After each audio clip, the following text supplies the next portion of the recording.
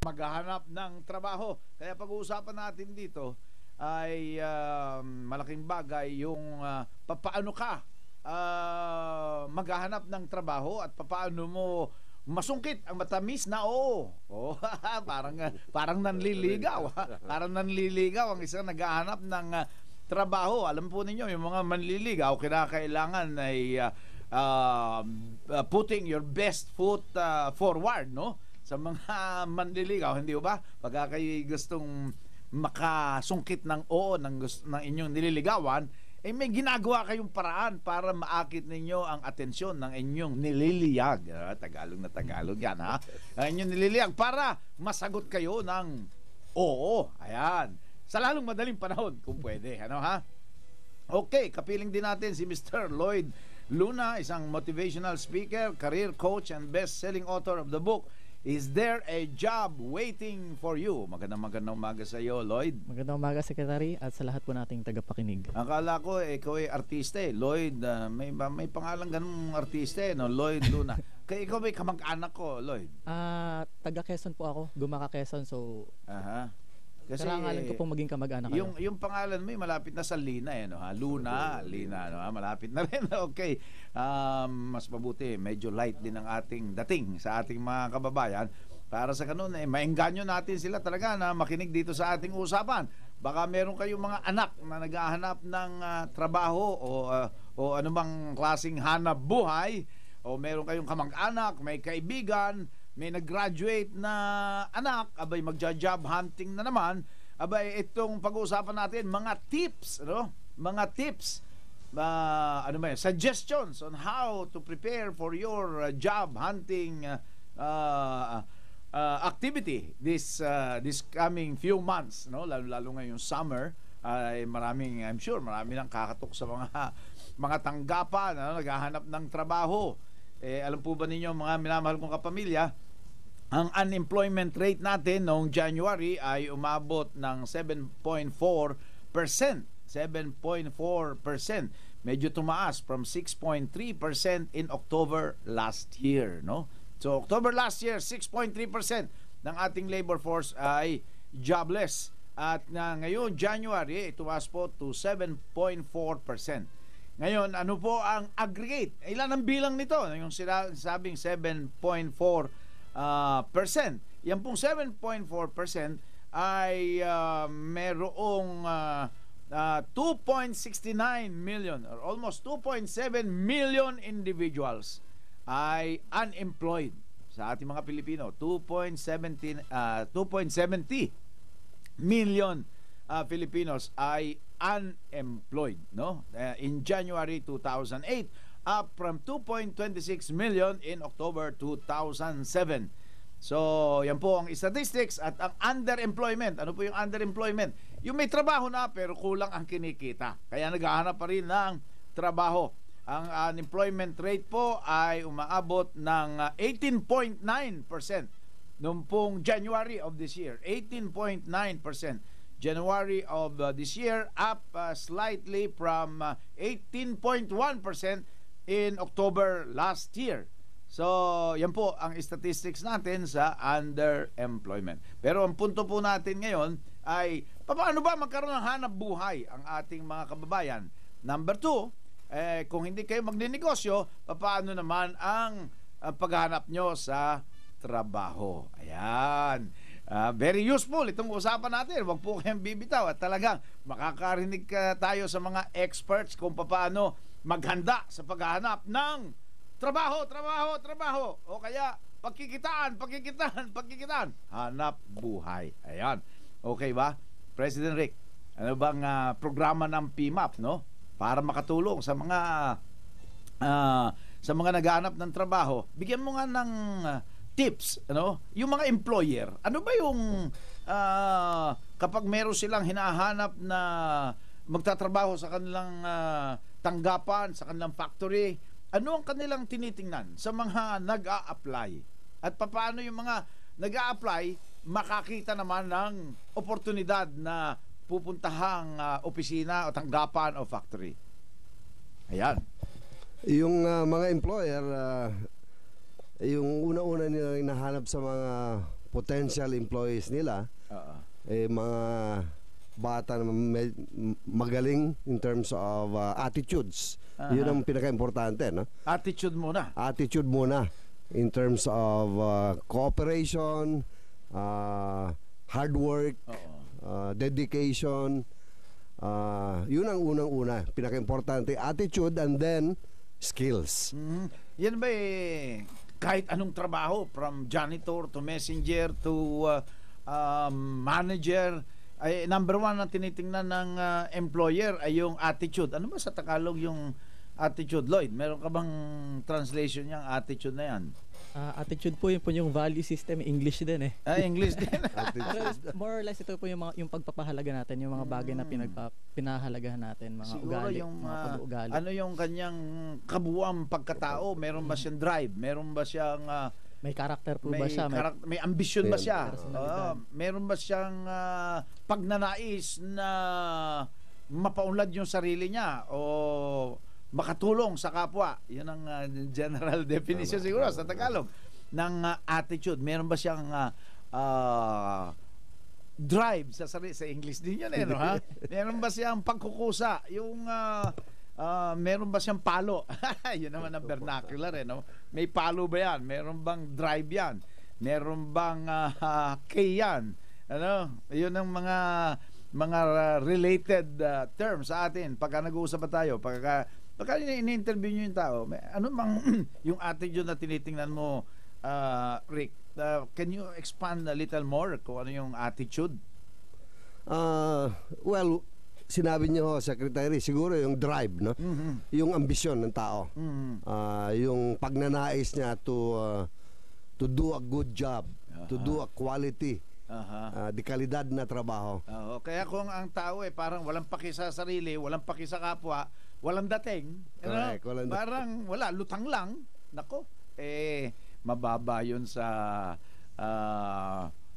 tsansa na makahanap ng trabaho. Kaya anong dapat pag-isipan ng na isang naghahanap ng trabaho? Ano dapat isiksik niya sa utak niya para sa ganun ma-impress niya yung employer? Ano? Okay, Lloyd. Sa akin po yung qualification. Yun po yung pinaka-bottom line eh. Pero para po makuha natin yung bottom line, kailangan natin yung upline. Ano-ano po yung mga upline? Sa buhay po kasi given na yung employer. Given na yung maghahanap ng trabaho. Given na rin yung kailangan mo maghanap ng trabaho bago ka gumraduate or pagka-graduate mo. Given po lahat yun. Maraming sa buhay given. Ang hindi po given yung qualifications sa yung skills na sinasabi ni Mr. Rick. So sa buhay po, yung qualification, yun po yung kailangan lagi natin binibigyan din ng attention. And number one sa qualification, positive attitude nga po, positive attitude at saka yung willingness to learn more. Hindi po yung pagka-graduate mo, gusto mo 40,000 kaagad yung sweldo mo. Ako po yung nagsimula bilang isang volunteer dati sa sa opisina ng Pangulo sa Palasyo. Isang taon pa akong volunteer bago ako ma-appoint. So yung pong isang taon na yun, alam ko na sa susunod na taon, pwede nila akong i-hire. So pinagtiyagaan ko po yun. So hindi po sweldo yung motivation, hindi po yung taas kaagad ng posisyon. Ang motivation po ay kung saan yung talent mo ay magagampanan mo na maayos at gagawin mo kung ano yung gusto mo. Okay. So Rick, sa inyo naman sa PMAP ha? Ano yung mga na-standardize nyo na proseso o patakaran sa pag-hire ng mga empleyado? Yung mga standardized proseso sa pag-hire ng mga empleyado, nag-uumpisa yan sa yung mga hepe ng mga departamento na nangangailangan ng mga tao. Okay. I-identify nila kung ano yung mga trabaho na kailangan. Okay. Pagkatapos niyan, kakausapin yung HR o personnel. Okay. At saka yung personnel department maglalagay yan ng mga notices, advertisements sa mga newspaper, sa dyaryo. Ito yung nababasa natin sa mga classified correct. Sa classified ads. Alam mo Rick, santambak sa classified ads, no? Ang mga classified ads. Week after week, ang dami naman nakalagay sa mga dyaryo na naghahanap na mga kumpanya, naghahanap ng magtatrabaho sa kanila, nakalagay doon kung ano yung posisyon, ano yung qualification, pero isang bagay na kapansin-pansin, abay parang napakahirap i-fill up noong mga posisyon na yon na hinahanap ng mga employer. Samantalang dito sa statistika natin, sinasabing napakadami ang walang trabaho o kaya ay underemployed.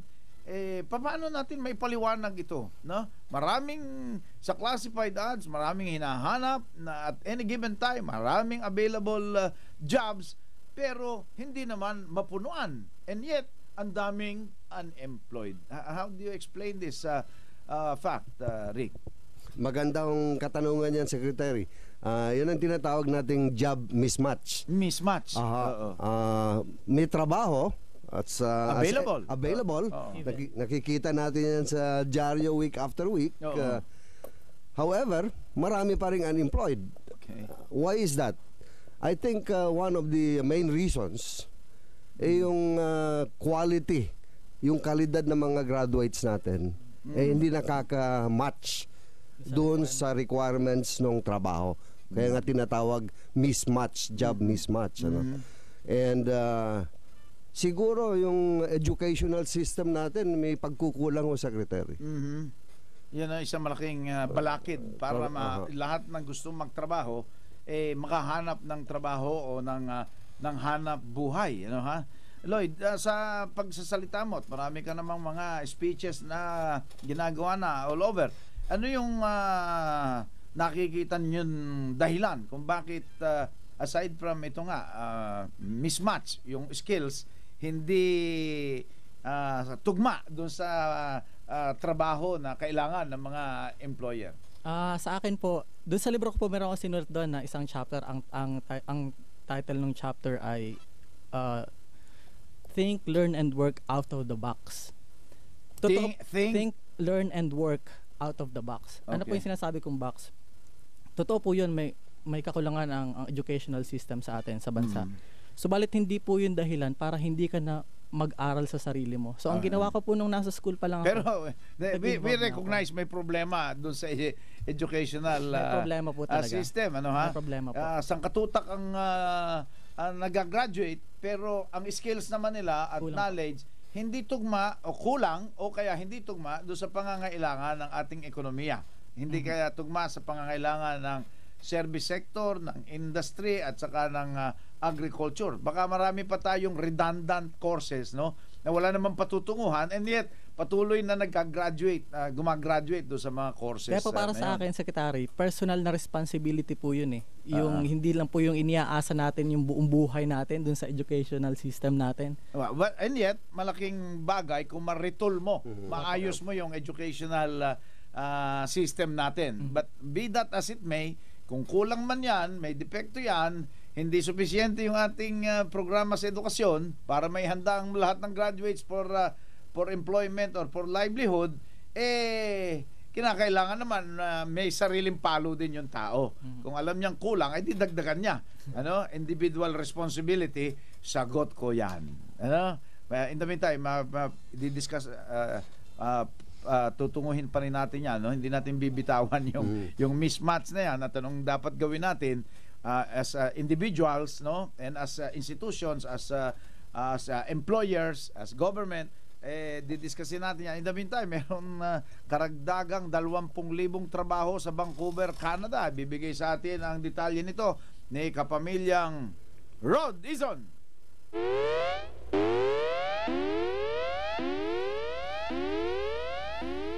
Kapamilyang Rod, come in.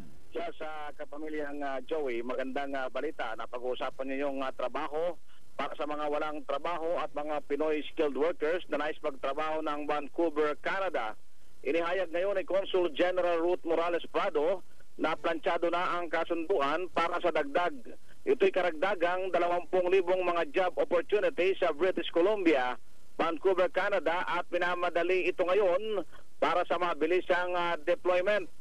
Sinabi ni Consul Prado na prioridad ngayon ang mga hotel workers, mga service sectors, carpenters, welders, drivers, mechanics at marami pang skills na bihasa ang mga Pinoy workers. Kalisabay ng malaking oportunidad na ito, binalaan din ni Consul Prado ang mga aplikanteng Pinoy na mag-ingat sa mga ahensyang naniningil ng placement fee at iba pang gastusin para sa kanilang aplikasyon. Sinabi ni Consul Prado na walang gastusin ang sinumang Pinoy workers na kanilang i-deploy maliban sa pasahe dahil sagot ng employer mula sa Canada ang lahat ng gastusin sa kanilang agarang deployment. Sinabi nito na binibigyan nila ng prioridad ngayon ang paglagda rin sa isang bagong kasunduan sa pagitan ng gobyerno ng Vancouver, Canada upang bigyang proteksyon ang mga Pinoy workers. Tinumbok nito ang tamang pasweldo na dapat tanggapin ng mga Pinoy skilled workers at iba pang proteksyon kasama ang pamilya ng mga ito. So inuulit natin, karagdagang 20,000 mga skilled workers ang kailangan ngayon sa Vancouver, Canada. Rod? Ito ang Radyo Patrol. Rod, Yes. anong mga opisina ang pwedeng puntahan ng ating mga kababayan? Ang O kaya pinakamaganda niyan Oo. ay mag-check sila sa Philippine Overseas Employment Administration Oo. at maging sa Department of Labor and Employment sapagkat nakapaskil na ngayon yung mga kinakailangang mga skills na kailangan ng Vancouver, Canada. Pero katulad ng kanyang binanggit, karamihan dito ay mga karpintero, mga welders, mga hotel workers at iba pa na may kinalaman sa serbisyo. Ito ang Radyo Patrol. Rod Eason, ABS-CBN News, DZMM.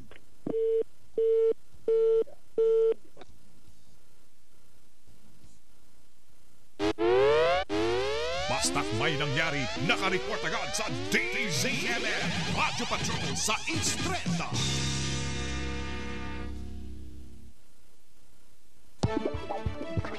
DZMM Radyo Patrol sa Istrenta. Naniniwala sa patas na pagbabalita dahil karapatan niyong malaman ang katotohanan.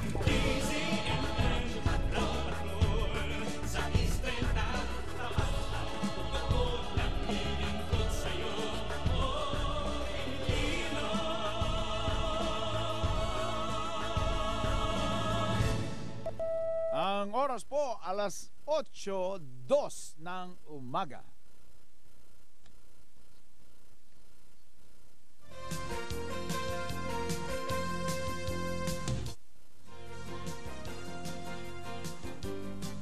DZMM Balita. DZMM Balita ngayon. Inulit ni CBCP President at Haro Iloilo Archbishop Angel Lagdameo ang posisyon ng Simbahang Katolika laban sa sugal at hinamon ng Philippine Amusement and Gaming Corporation na humanap ng alternatibong paraan para direktang matulungan ang mga mahihirap.